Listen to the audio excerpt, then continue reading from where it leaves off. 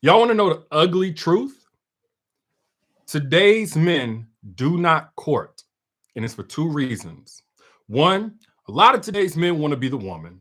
And then two, a lot of today's men can't court because they're too busy coping. They're too busy coping. They have not healed. They have not done the work. They've been provided with all of these outs and escapes from the pain and difficult feelings that they don't want to address and go talk to the lady about. So instead, what they're going to do is they're going to go out here and get a woman and properly date her and properly pursue her. And I should put quotation marks. And that's why a lot of you today are not meeting men who are willing to court you. That's the reason why a lot of y'all are meeting men that act like you the one that's supposed to chase them. Y'all have a whole staring contest. They see you. They know that you fine. They know that they're interested enough to look, but they're not coming up to you. Now, some of y'all are just joining in. Let me say this. If you just coming into the conversation, go ahead and share this because we're about to turn this up. Go ahead and share this on your page right now. At least 10 of y'all that share this, spread the wealth. Y'all want men of today to hear what I have to say? I guarantee you they're going to hear it. Long as you share, because they lurking on your page. They may not jump in your DM and say, hey, look, I want to take you on a date. I want to take you out. I think you're a nice girl. I think you're a nice woman. I think me and you could have some fun. I think me and you could have some great conversation. I would love to see if there's something there. Like, do you have a phone number? Can I get you something to eat? Have you had lunch today? They may not say that, but they're going to be lurking. Y'all ever had a dude look you up and down, smile, squint, and all those other things, but he never wanted to make the move to actually say, hey, look, I want to get to know you better. Man, you're interesting. You are funny. Let's talk some more later. Here's my number. Put out down in the chat if you've ever had a dude who looked at you, but didn't approach. And you honestly felt like he was an attractive guy. You looking at him like, I would give my number. I would at least entertain conversation.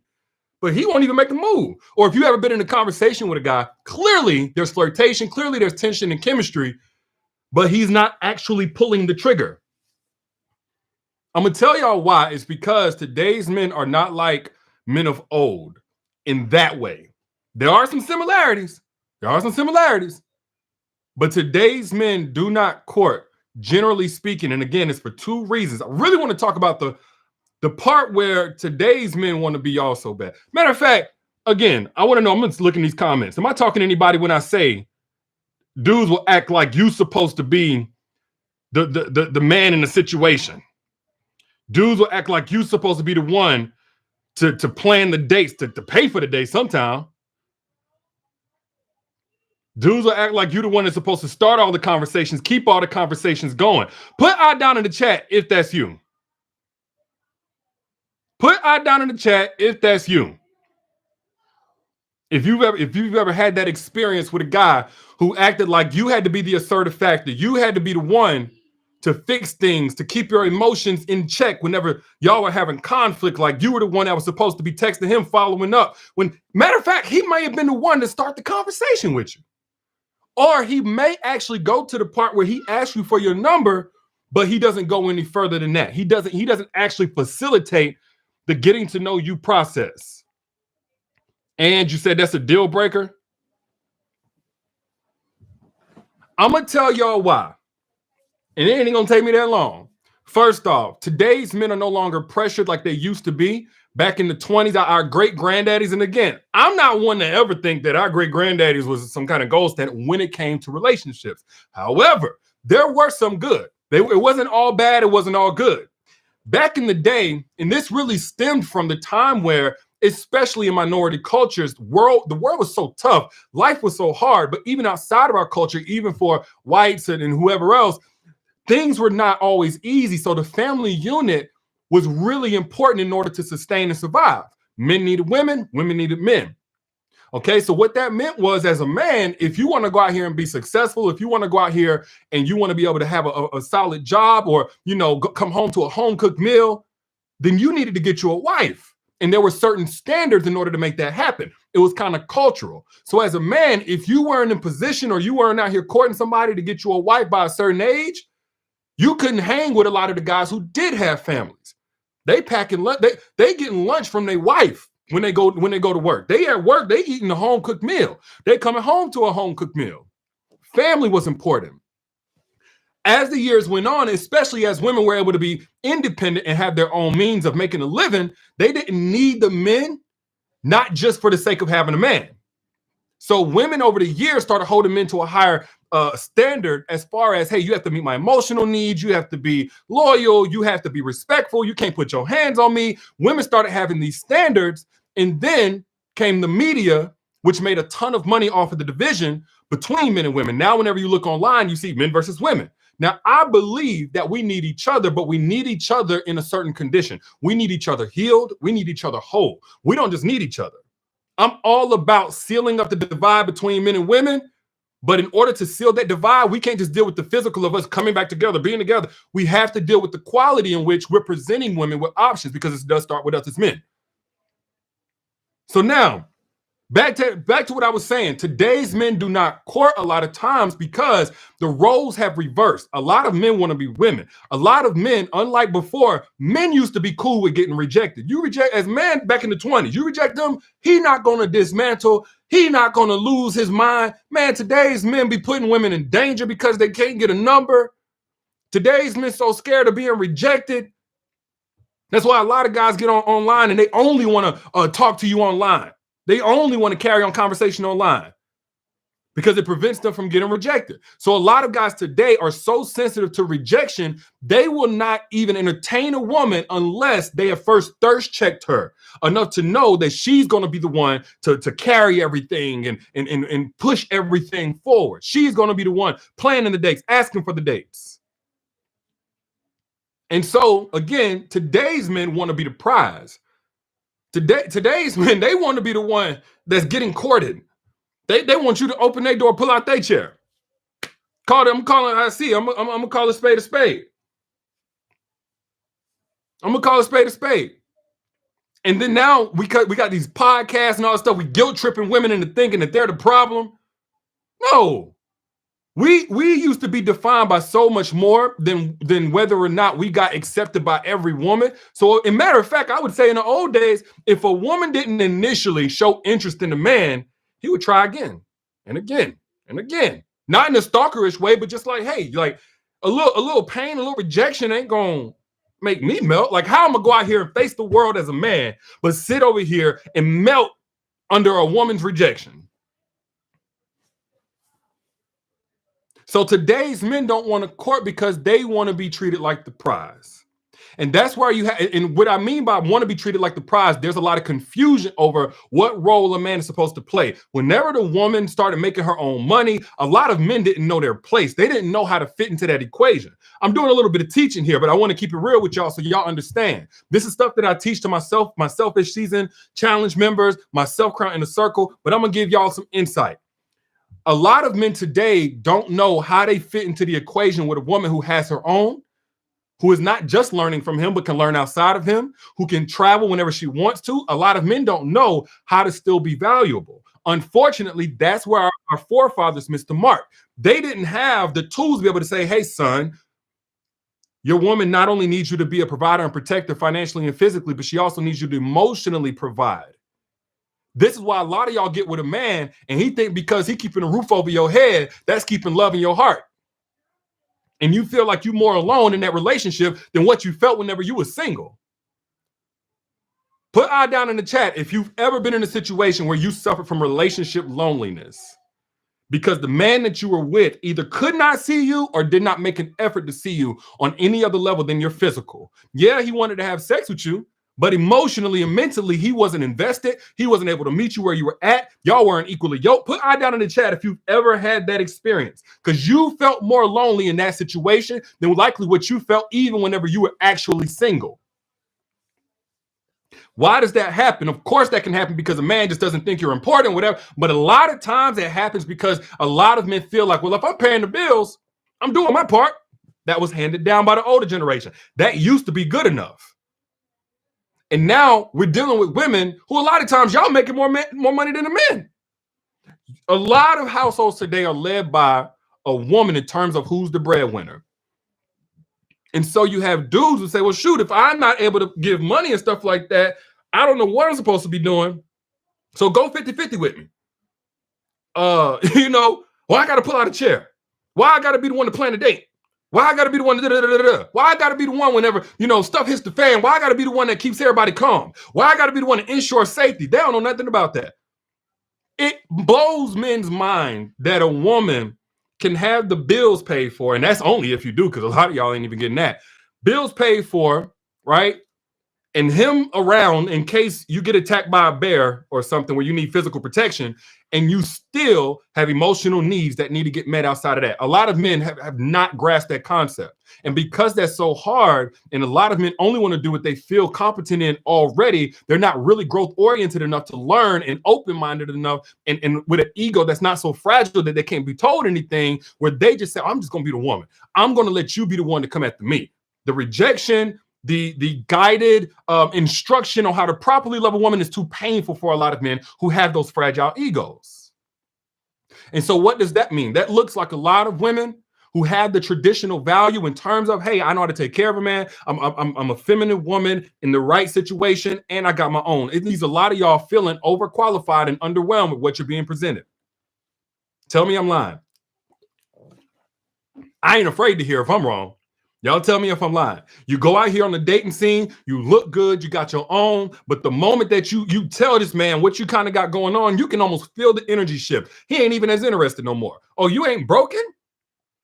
You're not broke? You're not in heavy debt, swarming in debt? You got your own house, you got your own car. You can just feel that man's energy deflating. He don't know what to do with you.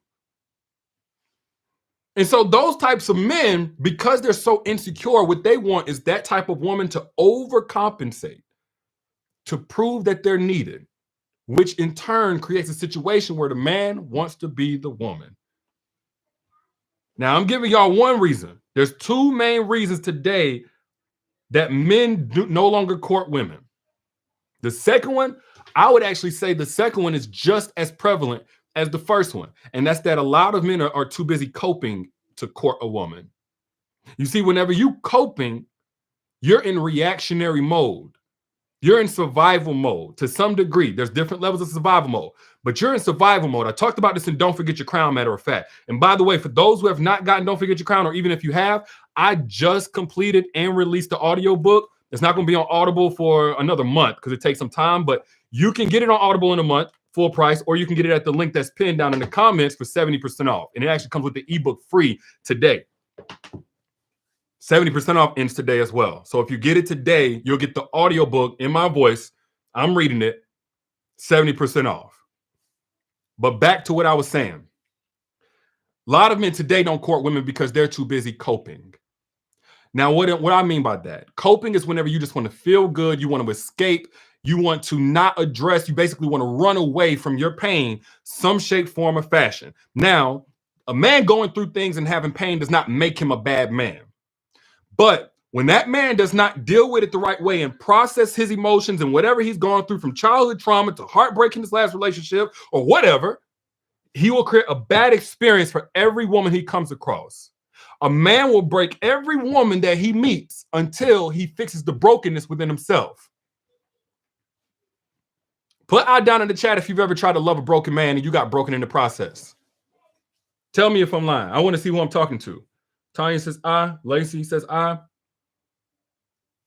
So you have a lot of men out here who are just strictly doing what feels good. Now, what does this create? This creates an epidemic of men who are going off impulse, who are going off emotion. They're going off instant gratification. So this is where you have men who have developed addictions to porn, who have developed addictions to variety, period. Even if it ain't porn, a new woman every other day. That's coping. That's a man who is in coping mechanism. He cannot court you. Courting takes patience. Courting takes intention. Courting takes some type of security.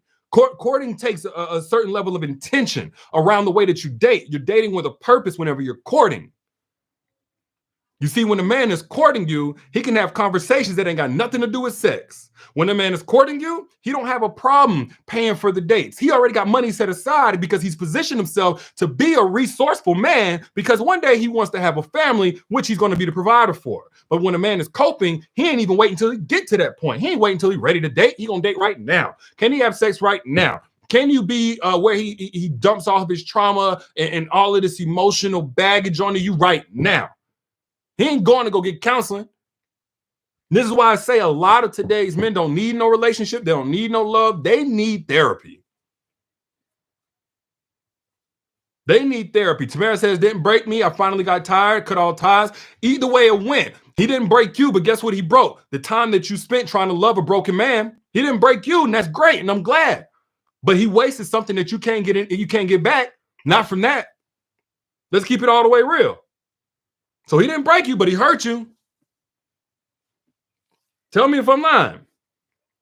So with today's men still not going to therapy, and that's with all the safe space providing that y'all can do. Look, you can't provide enough safety to replace the therapy that a man needs. It's not all about safety. That's simply not your role. And whenever you take that role and you start trying to fix a man, you become the first one that gets broken. Can I keep it real with y'all? You said, why are they not ready to commit even in their 30s? Marjana Pejovic. Because readiness is not a matter of time. It's a matter of preparation. I can be 70 years old, 60 years old, 50 years old. I'm not ready to run a marathon until I've trained to run a marathon. So with today's men, it's not even just relationships that we're not prepared for. We're not prepared to be a man. And what I mean by a man, I'm really speaking to, of course, we're males. We have the man body, the man avatar and framework on the outside. But internally, a lot of y'all, and I was talking about this before, a lot of y'all are stuck in your hyper masculine because you keep being in the presence of men who don't bring out your feminine. And so you with these guys who honestly stopped developing. They were supposed to develop into men. They stopped developing at a certain age when it got tough. They stopped developing their security. They stopped developing their character integrity. They stopped developing their skills and competence, not just out in the workplace, but when it comes to dealing with other humans. That's why you got men who lean so heavily on their pockets, if they got money. And then you got men who can't even have a hard conversation without either shutting down, getting angry, and intimidating. That is an underdeveloped man. That is a little boy in a man's body, if he got a man's body. We ain't gonna get on that, though. So it's not time that matures a man. It's not time that makes a man ready. Just like anything else, it is his preparation. It is the work that he's put in. This is why you don't get with a man who has not put in the work. And one way you know a man has not put in the work is if he's not putting in the work here in the dating phase. If that man is a lazy dater, he has been lazy in terms of his development and his character, because it all translates. How you do one thing is how you do everything. If that man is lazy when it comes to calling you on time or regularly or consistently, if that man is lazy in terms of communicating with you when he has a problem, instead of shutting down and being passive aggressive or trying to teach you a lesson, if that man is lazy when it comes to helping you with things, investigating if there's something that you need, getting to know you, asking you questions beyond the surface, if he's lazy in your dating, I guarantee you that man is lazy in his development. And if he's lazy in his development, he hasn't developed at all.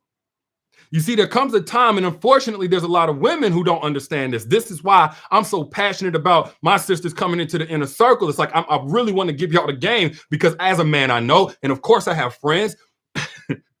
There's a lot of men who have access to women prematurely before they've earned it. Y'all, I'm not one of y'all. I'm not one of those people. I'm not your preacher, expert, or nothing like. I'm your big brother. That's. I always say that. Meaning, I'm not going to tell you or judge you or shame you for how you moving. But let me say this: if you give a man what he has not earned, he will waste what you give him. If you give a man time, energy, body that he has not earned, he will waste any of those things that you give him. We place value on what we had to work to get. We discard what we didn't have to work to get. And unfortunately, there are enough women out here who don't know their worth, who don't understand that of a man. And so they freely give so they can be the ones to get chosen. And then they're the first ones discarded and wasted as well. Can I keep it real with y'all? Empress Ali says, am I a Sagittarius? No, I'm a Cancer. A lot of women don't know their work, and they'll freely give themselves. Now, I know that sounds like, well, they the ones getting all the men. Let's reframe that. Let's go truth with it. They ain't the ones getting all the men. They're the ones getting wasted by all the men. They're the ones getting traumatized by all the men. They're the ones getting ran over, dog walked by the men. Yes, they are. That's what they're getting.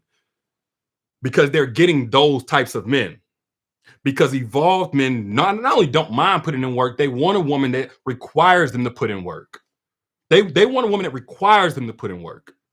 It's like if you got $10 million to spend on a compound, a family compound, a mansion. You don't want the spot that ain't got no security. You don't want the spot that there ain't no gates in it. You got all of this money. You're gonna get the best you can get. Guess what? A part of that is going to be the security. What is the barrier to entry for what I'm about to invest all this money in? I need it to be hard for other people to access. That's what an evolved man is thinking. That's what a healthy man is thinking. I need a woman that's going to say, hey, look, I need you to do this, that, and the other. So I know all these other cats can't reach her. They couldn't reach her to have messed her up before I got here, and they can't reach her going forward. An evolved man is not afraid of the work. That's why the people who are the greatest, every man that's the greatest, he welcomes work. There ain't a man in the world that's achieved anything great and he's afraid of hard work. And I'm including relationships. If that man has a great relationship, a great marriage, a great wife, a great family, I guarantee you he welcomes the work. But there are enough women out here who think they're getting a man, but they're really getting a boy in a man's body. And they just give themselves so easily to these men. And so that's why I'm always so passionate about, no, make him work for it. Oh, you too young. You want somebody to work for it. It should be mutual. Yeah, it should be mutual understanding that as a man, you're going to value what you had to earn. And what you're earning is worth what's on the other side of that work. Let me tell my brothers out there real quick before I get a little bit deeper into why today's men don't court. If she's hard to earn, if she's guarded, there's more that she's working with to guard. You don't guard an empty chest. You don't put a lock on an empty vault. If it's empty, it's open. Whatever. You know why the bank got so many levels of security? And if you're trying to get to them vaults or whatever, you got all these digits to put in, handprints, face scans, because there's something important on the other side.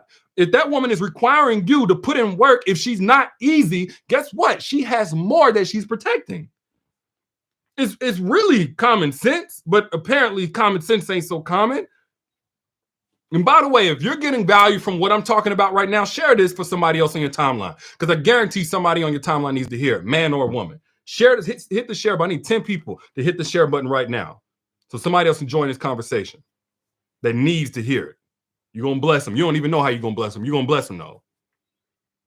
But as a man, understand, if she's guarded, if it takes her a little time to open up, if she doesn't want to talk about certain subjects off top, if she's not trying to come over your house or let you over her house on the very first date, the very first outing, that's a good thing. If she needs you to hold up your commitment, if you say you're going to call or text at a certain time, or else you lose access to her, that's a good thing. Fellas, that's the one that you can invest in. Everybody else, again, you're going to be stuck in that cycle of coping. Now, I need to go a little bit further into this topic of coping, because what happens is if you get the man who's broken enough, he's not just coping. He's coping at the expense of your mental health, your physical health, and possibly your safety on every level. Now, this would be a narcissistic red flag. Again, I highlighted the narcissistic red flags and don't forget your crown. If you have not gotten it, or if you want the audiobook, some of y'all like audiobooks so you can listen to it while you're driving or listen to it while you're in the gym. I just finished, it's been 5 years. I just finished the audiobook. I just recorded the audiobook. Now you can get it on Audible in about a month at full price, or you can get it at the link on my website, down at the link in the comments or in the caption for 70% off. And it comes with the ebook free, by the way. But that's today only. That ends tonight at midnight. But back to what I was saying, there are men out here who are not just coping to feel good and they're pleasure driven, but there are men out here who, as a part of their identity, they have become the type of man that will ruin every woman that comes near them, that tries to love them, because from a very young age, they never had that void filled. And now they're trying to fill that void. And there's only one way to fill that void with another human being. That's to neglect everything that human being needs and strictly think of yourself. Tamara says, my issue is believing there are any evolved men anywhere where I live. I feel invisible in the world. That's because you're so used to dealing with men who have not done the work and not evolved. You don't even know what to look for. And again, this all comes from information and understanding. Once you get the information, you have the revelation. Once you have the revelation, you have the evolution within yourself. And as you evolve, what you're able to see evolves. This is why I create the resources I create. Definitely don't forget your crown, because I talk about that. Not just how to recognize the bad guys, but also how to recognize the good ones. But let me go back onto one of the red flags that this man is a narcissist. What you're going to see from a man who not only will not court you, but he will ruin you or he will damage you because he's a narcissist, or at least narcissistic, because we're not going to go around here diagnosing everybody. But you'll see a man who, if he doesn't get what he wants in terms of being able to cope from you, he'll punish you. He'll retaliate. He will find a way to punish you or retaliate. What you'll also see from a man who's in that coping stage of his life, because he's not ready to court, he's just coping. You're going to see a man that wants to move extremely fast. And he'll disguise it as, well, I'm so certain about what I want. I'm at this age and I'm at this space. And he'll leverage exactly what he knows you guys want to hear, but he'll leverage it against you. I'm ready right now. Let me tell you something. Being ready right now includes the part where you understand the pacing of a proper process. If that man is ready right now, he's ready to take the proper steps in their proper order. If you're ready right now to build a new house, you don't just jump in on day one. The concrete just got poured. No, you got to wait for the concrete to set. You got to put up the sheetrock. You got to get the roofing on. You got to get the plumbing. You got to get the insulation. You understand there's a process. You start the process immediately, but you don't think you can jump in and move into that house immediately. When a man wants to move into that house of your full love of a relationship, of you acting like you're a wife immediately, that lets you know it ain't about him being certain. It's about him trying to rush before you realize who he truly is. Hey, boo. Yeah, Miss Ashley let you go, huh? You done got away from her. Okay. You want to say, Miss Ashley? I don't even know if she's downstairs. You know what? Yes, ma'am. It's okay. It's okay. There was a lot in the dryer, so it's all right. Thank you. Come on.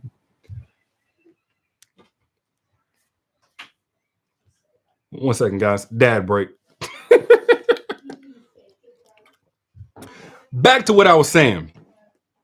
When you're on the dating scene and the man wants to move fast, let me tell y'all something. That's actually one of the newer red flags for a narcissist. I'm going to tell you where that comes from. It comes from a lot of y'all expressing on social media. This is what I want in a man. I want a man who's clear and certain. Love can happen in 3 weeks and 3 months. A man don't take forever to know what he wants. Guess what? One of the ways that men have evolved their BS games is to start leveraging that desire for something to happen right now that a lot of women have expressed, and they're doing so in a way to bypass the process of properly building the foundation. I'm not mad at you if you want to go ahead and have intimacy, closeness with a man. I'm saying, again, just like it doesn't make a man mature because he has a certain birthday or he was born in a certain year, he has to put in the work. If you're going to move quickly, make sure you're moving effectively through the process of building the foundation. That man don't want to know nothing about how you think. That man don't want to resolve conflict with you.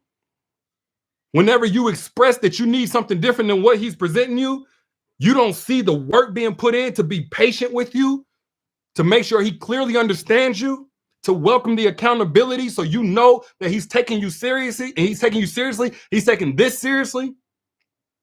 That man don't want to make sure he understands what type of boundaries will keep you emotionally safe as far as him and other women, his friend girls, his work partners, etc. He just want to jump straight past all of that. That man is rushing. Now, again, if y'all just cover all of this ground in 30 days or less, God bless. Do your thing, but make sure the work is put in. When that man is trying to rush, this is a form of love bombing. I think a lot of people misconceive love bombing to be, oh, I spent $1 million on you. I took you on helicopter rides. I bought you this. I bought you that. That's not the only love bombing. Love bombing, for those who don't know, is when a person overwhelms you or looks to overwhelm you with all of these emotionally evoking things in the very beginning so that it overrides your common sense. It overrides your standards. So he shows you all of this quote unquote love to give you the euphoria of being in love. He tries to motivate or evoke that feeling of I got my soulmate. I got my twin flame. Because if he can get that, he'll get everything else that's attached to that so that you don't feel like you have to lose that. That's love bombing. Jump straight in, get what he wants from you, and then boom, he's either out or you about to start one of the most horrific rides of your life. Put I down in the chat if anybody can keep it real with me that you've been love bombed before. No judgment, safe space. Again, I talk about this and don't forget your crown. And in the audio book, I have I go in on the audio book because I'm able to just talk and I'm hearing it. And 5 years later doing the audio book, when I got to those chapters, I added a little bit more. So again, if you have not gotten, well, you probably haven't gotten it because I just finished this. The audio book comes with the ebook free today, and it's 70% off at the link. Or you can get it full price whenever it drops on Audible. It takes them a while to approve it. So you have to know in your heart who your twin flame is. Paulette, let me tell you something. Twin flame, soulmate, all of those things. Be mindful that with those concepts, you don't allow it to equate to, I don't have to put in the work. Something being the perfect neighborhood for you does not negate the fact that you still got to move your furniture into the house. There's still work to be put in, basically, is what I'm saying. So twin flame, etc., don't mean he's at the season of his life to deliver the relationship that you deserve. The work is going to tell you. That's one thing that ain't never failed. What work is that man putting in? What work has he put in? Does he want a lazy, low effort, easy, breezy, beautiful process and getting to know you that tells you he ain't really wanting what's on the other side? The audio, you said you had the book, the audio book. Yeah, it will be available on Amazon in about probably another month. It takes them a while to approve it. But if you want it now, it comes with a summary and ebook free. I think also a self-love planner. It comes with a couple of free bonuses if you get it at my website, but you can wait till Amazon. That's fine. And it's 70% off today. So I receive what you're saying. Eye-opening. I'm glad, Tanya. So essentially, when you're dealing with a man, understand today's men, they have a new game. Move fast. She gonna respect that because they know a lot of guys have wasted y'all time. They know a lot of y'all are dealing with the insecurity of being single for a very long time. This is exactly why what I teach counters all of that. How to be content in your singleness until you get what you want. Not that you just do away with your desire for what you want, but that so what you want matches up with what you deserve. But a lot of men today, that's one of the red flags that a man is a narcissist. When he wants to move quickly and love bomb, not just with his money, but with his words, with his affection. That's why I say, look, man, do not trust words. Actions lie sometimes as well. But patterns let you know the truth of a person. You being patient enough to see the man's patterns will be your lie detector test to weed out 95% of the BSers. There are a small percentage that can make it the distance and they can play the game and pull out their mask 5-10 years in. But 95% of what y'all have gone through has come from a guy that needed to move quick. And because he was able to move quickly, because you were so certain of what you wanted, you projected that certainty onto him, he was able to bypass your intuition, your common sense, all the things that you've been through, your standards and morals. And now you're really dealing with a guy who honestly didn't even court you. You gave him so much benefit of the doubt that he never had to leverage the patterns, the work that he's put in. So wish I knew this 25 years ago. Cena, here's the beautiful thing. God willing, you got however many years left on this earth. And there's a man out there that will love you in a way where you'll say, God, I didn't know this was possible. I didn't know it was possible to feel so safe and protected. I didn't know it was so possible to feel so seen and emotionally validated every day. I didn't know that. I thought, man would be a man meant that I would just have to suffer and put up with the bare minimum from a man. But this man is going over and beyond. I'm not just telling you what I heard in the book. I see this all the time. But you cannot get to what's for you until you get rid of what's not. You cannot get to what God has for you until you detach yourself from what you chose without God's cosign. And some of y'all don't believe in God. I'm not here to tell you what to believe, but I'm telling you what I know to be true. You watching this right now is not by accident. It's not by accident. Matter of fact, again, like I said, share this with somebody on your timeline who also needs to hear this message. But you watching this right now is not by accident.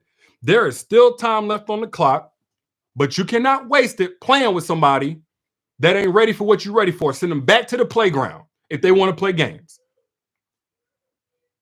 But those are just my thoughts. I'm your internet brother trying to look out, per usual. And if you got something of value from this, hit that share button. Be a blessing to somebody else. And again, if you're into books, audiobooks included. I just did the audiobook to my best-selling book I've ever had in my life, Don't Forget Your Crown. It is available now, but only on my website. It'll be available on Amazon and iBooks or whatever the audio place is for Apple in about a month. But if you want to get access, instant access today, like right now, the link is pinned in the caption or the comments or whatever. If you're on YouTube, it's pinned at the top in the little blue area. Click that link and you can actually get it 70% off and the ebook included, absolutely free. All right. I'll let y'all later. Y'all be good. Peace.